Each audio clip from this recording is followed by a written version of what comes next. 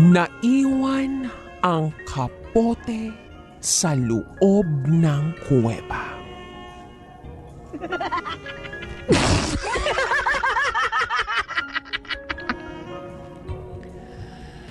Hi DJ Rocky.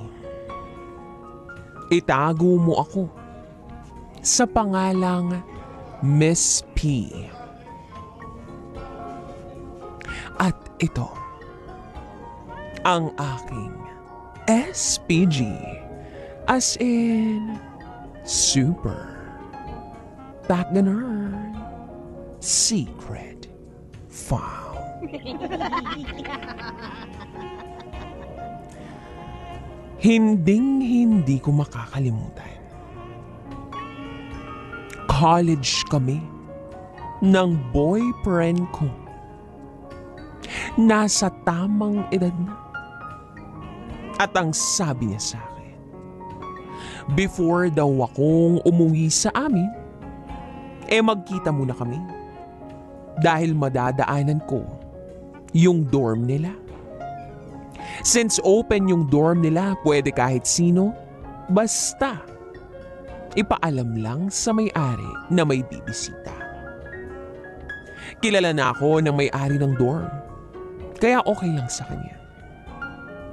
Dahil 5 p.m. ang huling class ko ng Friday at 1.5 oras ang biyahe pa uwi, nag-decide kami ng boyfriend ko na sa dorm na lang ako nila matutulog.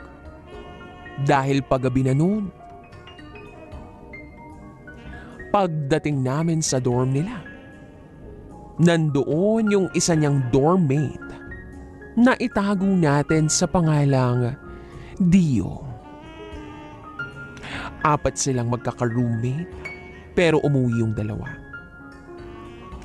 Pero syempre, kapag mag-e-explore kami ng jowa ko sa dorm nila, kailangan ng tender care. Bakit? Kasi may lalangit-ngit. Ang mga kama kasi doon, double deck na yari sa metal. Lalangit-ngit yun pag mag-aano. So 2 ang double deck nila. Sa isang double deck, si Dio.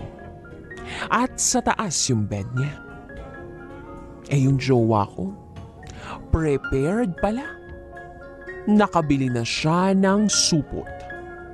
Sa mga gumagamit ng supot dyan, 'di ba? 3 pieces per pack ang laman. Naisip ko nga nun, naku, baka pagod ako. At isang round lang siguro ako tatagal. Nung nakahiga na kami, at pinatay na ni Dio ang ilaw, syempre, game na si jowa. 2 linggo kaming hindi nagkita eh.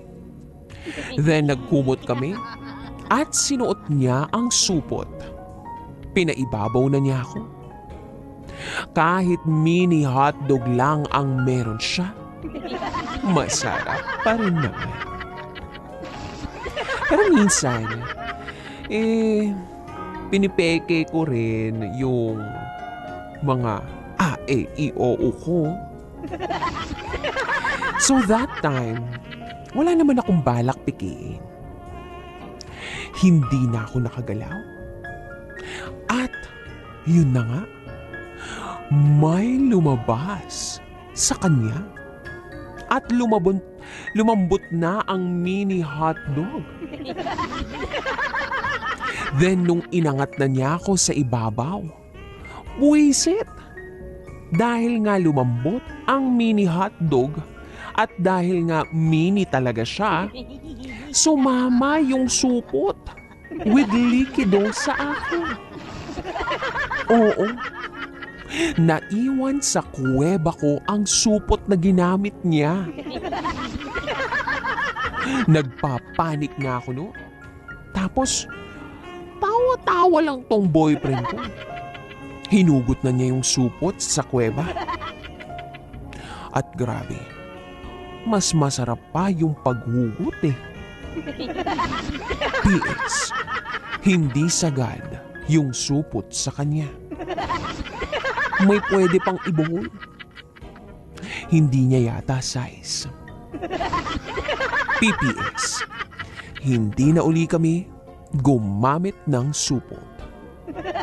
Hanggang dito na lang po, DJ Rocky. Lesson learned? Huwag bumili ng oversize na supot. Dahil baka maiwan lang ito sa loob ng kuweba. At kung sakali, magbigay pa ito ng panibagong problema.